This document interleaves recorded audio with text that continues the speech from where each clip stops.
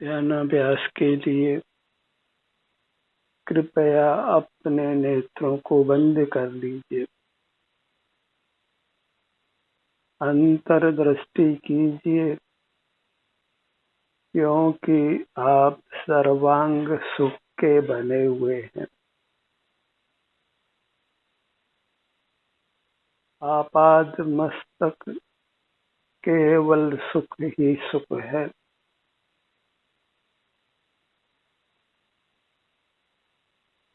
स्वास्थ्य के लिए, उत्तम सुख के लिए अपने से ही युक्त रहना है।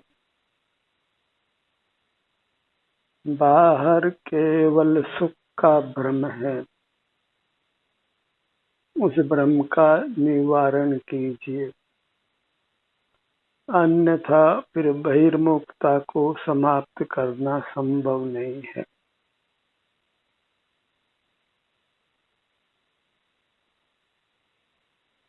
भीतर ही सुख है, ऐसा सावधान होने पर ही हम अंतर्मुख रहते हैं।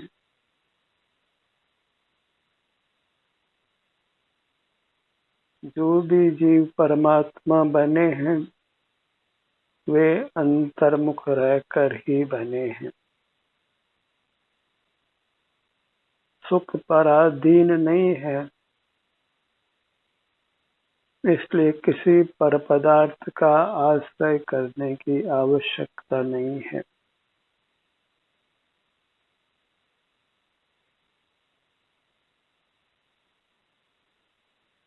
अंतर्दृष्टि करने मात्र से, अपने सन्मुख रहने मात्र से ही हम अति उत्तम सुख को पाते हैं।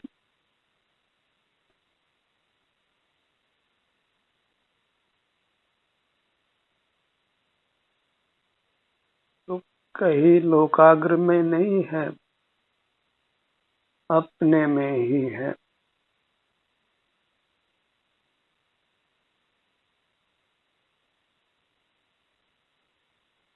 अपना मुख अपनी ओर रखने का अभ्यास कीजिए और सारे संसार के दुखों से मुक्त हो जाइए।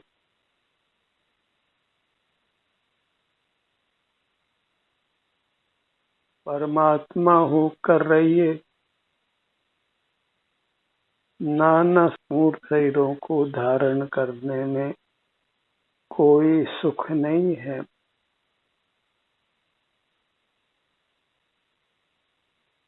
बहिर्मुख जीव ही नाना योनियों में जन्म लेता है और मरता है। अंतर्मुखी जीव परमात्मा होकर अनंत काल तक सुख से रहता है।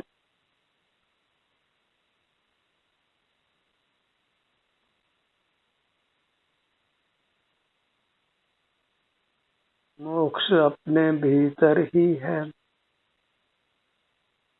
आप मोक्ष स्वरूप ही है।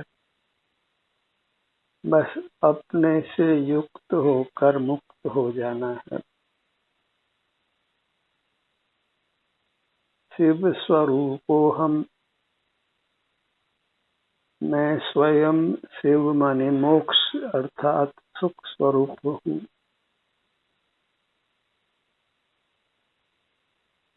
अपना आस्वादन ही सुख का आस्वादन है। अपना भोग ही उत्तम भोग है। उसी में अत्यंत स्वाधीनता है। अपने स्वाभिमान की, अपने गौरव की रक्षा है। अंतर्मुख मुद्रा ही परमात्मा की मुद्रा है, आनंद की मुद्रा है।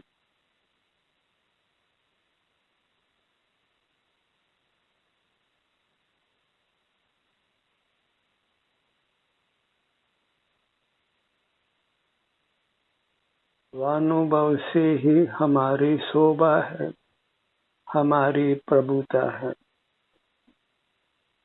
हमारी भगवत्ता की रक्षा स्वानुभव से ही होती है।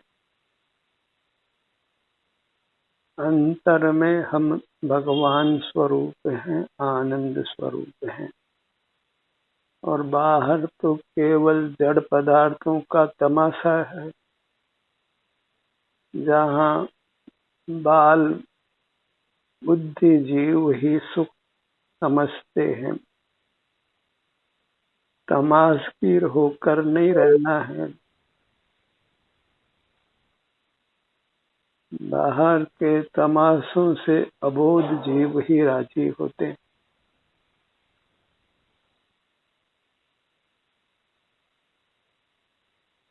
अपनी मुद्रा ही प्रभु की मुद्रा है। सर्वांग सुखमय है।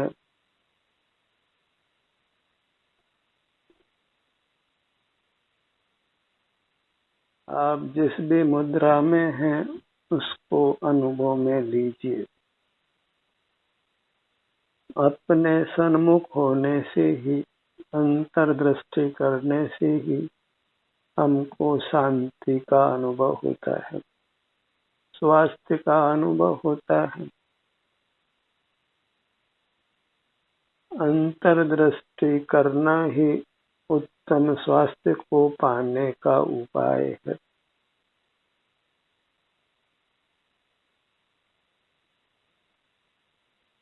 मोही जगत ही बाह्य उपायों की चर्चा करते हैं। निर्मोही जीव तो बाह्य पदार्थों का त्याग कर अपनी मूर्त का ही अनुभव करते हैं।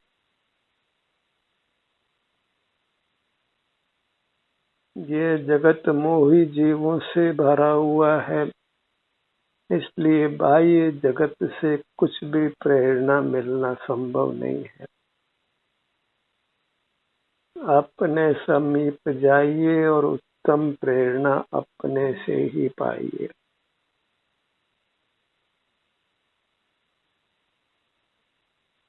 जब हम अंतरोन्मुख होते हैं तो भीतर से ही भगवान की वाणी मुखरित होती है। बाहर कहीं भगवान की वाणी नहीं है।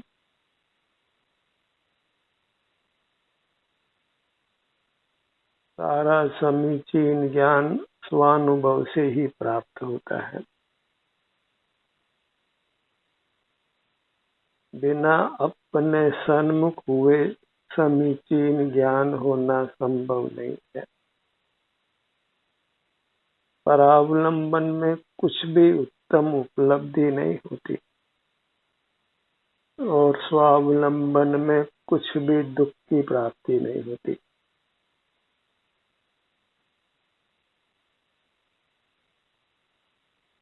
जहाँ भी इष्ट हो अपनी मूर्त में, वहीं अपने ध्यान को ले जाइए।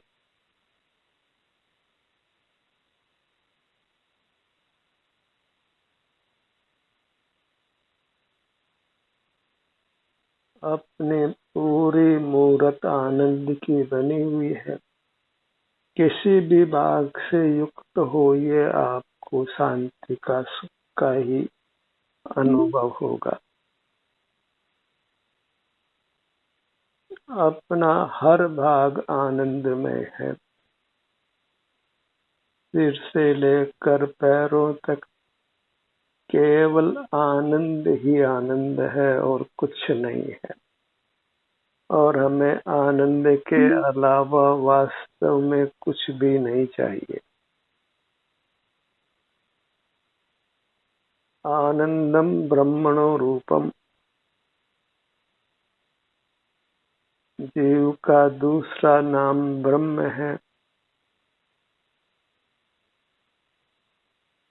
जो उस ब्रह्म तत्व में लीन होता है उसी को ब्रह्मा कहते हैं। यदि ब्रह्मा होकर रहना चाहते हैं तो आपाद मस्तक अपनी मुद्रा से युक्त रहिए और अल्प काल में ही ब्रह्मा होकर अनंत काल आनंद में रहिए।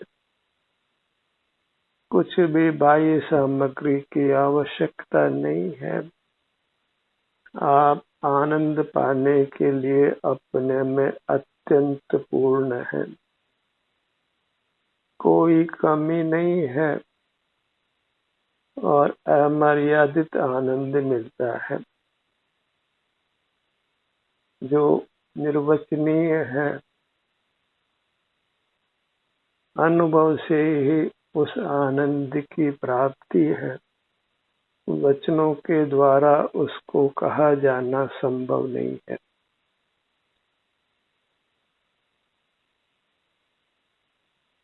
जो आत्मा है अर्थात जीव है, वे सब अंतरंग में परमात्म स्वरूप हैं। अप्पा सो परमप्पा, परमात्मा आपका आप ही है। पराधीन होने की आवश्यकता नहीं है, किसी पर की शरण में जाने की आवश्यकता नहीं है, पर में शरण मिलना शक्य नहीं है। वृथा ही ब्रह्म में जीने से कोई लाभ नहीं है। शरण आपको आप, अपने अंतर्दृष्टि ही परम शरण स्वरूप है। आस पराई जो करे होते ही मर जाए, पर है वह पर ही है, वह अपना नहीं है, अपना नहीं हो सकता है।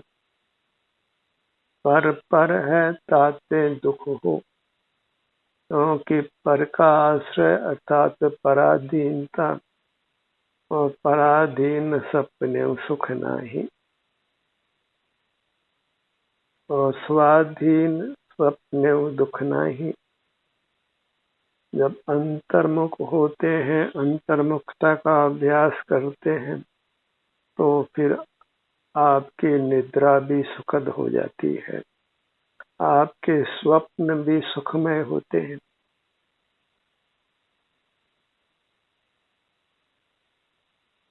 इसलिए सब प्रकार से अपना हित जानकर अपने सन्मुख रहिए, अंतर्दृष्टि कीजिए, अपने पास जाइए और पूर्ण सुख का भोग करिए, जहाँ किसी प्रकार का राग नहीं है, द्वेष नहीं है, शोक नहीं है, रोग नहीं है, भोग नहीं है। उत्तम शांति, उत्तम सुख का ही भोग है। रोग की कणिका भी फिर आपके पास फटक नहीं सकती है। सारा जगत मिलकर भी आपको किंचित भी दुख नहीं पहुंचा सकता है। ऐसी आपकी स्वयं की अपनी शरण है। अपने ध्यान को अपने मुखमंडल पर लाइए। देखिए आपका स्वयं का मुखमंडल कैसा है। इस मूर्त मुखमंडल में ही आपका दिव्य अमूर्त मुखमंडल है, जिसमें रंग नहीं है, गंध नहीं है, रस नहीं है, स्पर्श नहीं है, आवाज नहीं है। एकदम उत्तम शांति है, सुख है। टुड्डी से सिर तक ये आपका मुखमंडल है, जिसका परिचय केवल आप ही प्राप्त कर सकते हैं, क्योंकि वही आपकी ही निधि है, जिसके आप अकेले स्वामी हैं। एकल स्वामित्व है और किसी का किंचित भी हस्तक्षेप नहीं है, बस बहिर्मुख नहीं होना है। तो बहिर्मुख होने पर फिर मूर्त का हस्तक्षेप होता है। मूर्त का आश्रय करने से ही मूर्त का हस्तक्षेप बन जाता है। इसलिए मूर्त दुनिया से भय खा कर रही है। वह विश्वसनीय दुनिया नहीं है, जड़ के आलंबन से जड़ता ही आती है। कोयले की दलाली से जैसे काले हाथ होते हैं, ऐसे ही जड़ के सन्मुख होने से जड़ता ही मिलती है। और जड़ता मतलब सुख का जहाँ लेश भी नहीं है। किसी भी जड़ पदार्थ को देख लीजिए, उनको किंचित भी सुख का अनुभव नहीं होता है। और जो अपने सन्मुख हो गए हैं, अपने में लीन हो गए हैं, उनको किंचित भी दुख नहीं है। सर्वांग सुख का ही अनुभव है।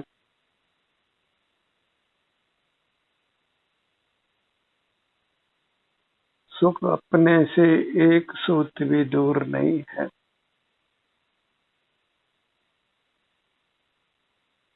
अपने से बाहर किंचित भी सुख नहीं है। अपनी मुद्रा जिसको भा गई वह परमात्मा हो गया। तीनों लोकों से पूज्य हो गया, परमात्मा हो गया। अपनी महिमा में ही लीन रहना है। स्वाभिमान की रक्षा कीजिए। भय मुक्ता में स्वाभिमान नष्ट होता है।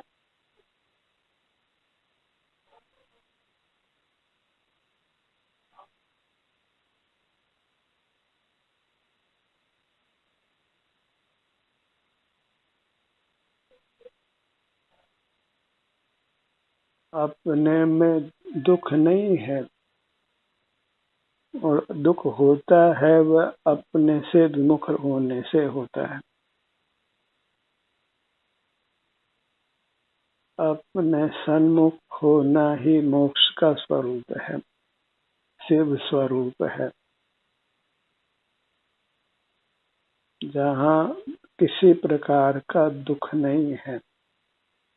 अनंत काल में भी दुख की कणिका भी नहीं है। सर्वांग में एक अति उत्तम अविनाशी सुख का ही भोग है। अपने ध्यान को अपने मध्य भाग में लाइए। नाभि के स्थान पर ये अपने मध्य भाग है। फिर पग तली पर आइए। ये अपने नीचे की सीमा है। सब स्वानुभव गम्य है। आप अमूर्त होकर भी बंद नेत्रों से अपनी सीमा अपने अनुभव में आती है। जीव अमूर्त होने पर भी स्वानुभव गोचर है। सुख दुख यहीं पर होता है, और दुख होने का कारण तो अपने से विमुख रहना है।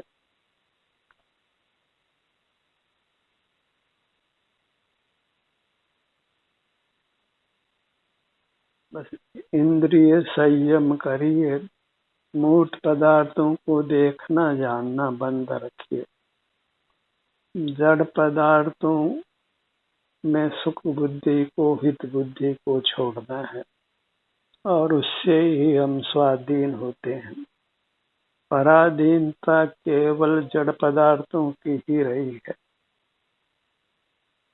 और जब जड़ पदार्थों में सुख बुद्धि, हित बुद्धि समाप्त हो जाती है, और अपने में हित बुद्धि, सुख बुद्धि हो जाती है, तो जीव फिर सुख से अपने सन्मुख रहता है, अपने में ठहरता है, स्वस्थ रहता है, सुखी रहता है, दुख से अति दूर वर्तता है। अपने सीने के भाग पर आइए। आप अपने में रहें और फिर कोई दुख की कणिका भी आपके भीतर आ जाए, ये संभव नहीं है। रोग की कणिका भी आपके भीतर आने का दुस्साहस नहीं कर सकती, क्योंकि जब अपने सन्मुख होते हैं तो हम आनंद घन हो जाते हैं। फिर किसी का अपने भीतर प्रवेश संभव नहीं है। अंतर्मुख जीव आनंद घन होता है, वज्र जैसा होता है। सारा लोक मिलकर भी उस पर कुछ प्रहार करने में समर्थ नहीं होता।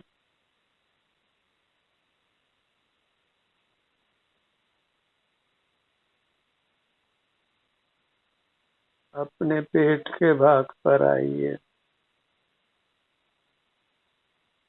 पीठ के भाग पर आइए,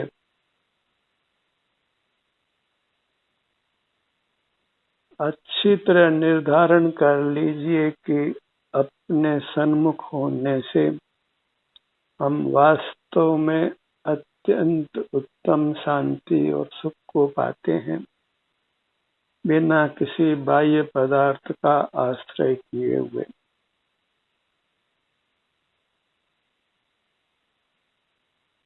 और यह तो वास्तव में इस हाड़ मास की काया को पुनः प्राप्त करने से बचने का उपाय है।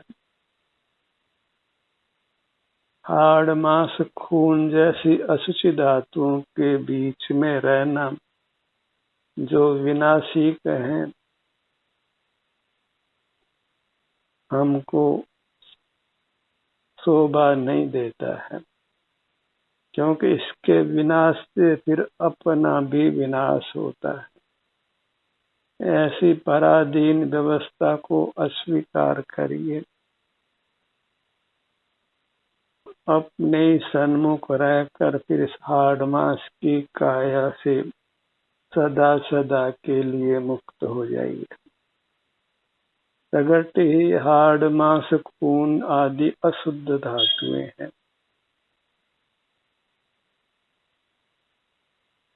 दीपे चाम चादर मणि हाड़ पिंजरा दे, या सम भीतर और नहीं गिनगे।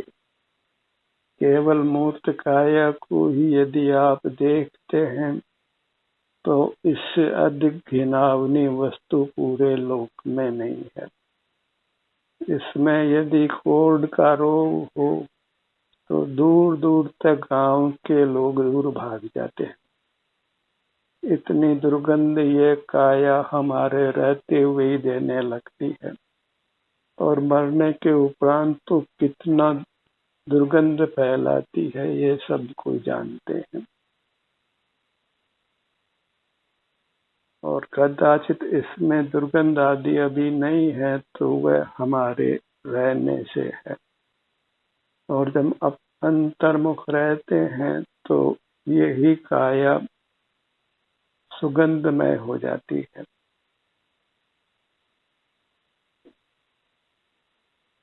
सुंदर दिखाई देती है। सब कुछ महिमा इस जीव की है।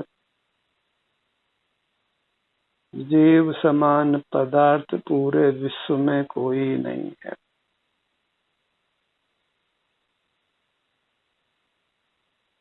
अपने ध्यान को अपने दाहिने भुजा पर लाइए। बाईं भुजा पर लाइए। भुजाएं 2 हो या 4 हो, इससे कोई अंतर नहीं पड़ता है। जैसा भी आकार हो, बस अपने सन्मुखता ही हमको आनंद का अनुभव कराती है। अपने ध्यान को अपने दाहिने पैर पर लाइए।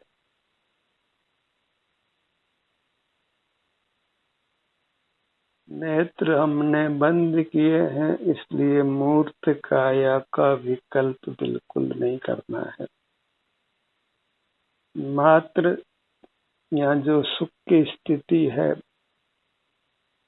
या कर्म के संबंध से कदाचित वेदना भी है, तो सुख पाने के लक्ष्य से ही अपने सन्मुख रहना है। यहाँ सुख को ही तलाशना है, शांति को ही तलाशना है, और कुछ दृष्टि रखना योग्य नहीं।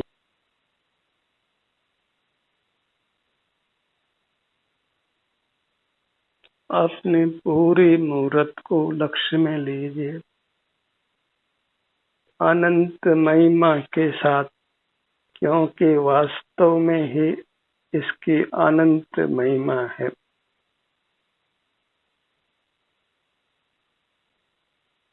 और इसके महिमा का बोध वास्तव में इसके सन्मुख होने से ही होता है, केवल पढ़ सुन लेने से नहीं होता। अपना आस्वादन करने से ही पता लगता है कि अपना स्वाद कैसा है। अपने सुख का स्वाद अपने सन्मुख होने से ही आता है और उसी से हमको अपनी महिमा आती है। और वह महिमा वचन अगोचर है। सारा जगत भी मिलकर हमारी महिमा करे तो वह कर नहीं सकता है, क्योंकि वह महिमा वास्तव में अनुभव गम्य है। उस सुख को केवल हम भोग सकते हैं, कह नहीं सकते हैं। अंतर्दृष्टि कीजिए और सदा सुख से रहिए। ध्यान का ये सत्र यहीं समाप्त होता है। आपकी सहभागिता के लिए धन्यवाद।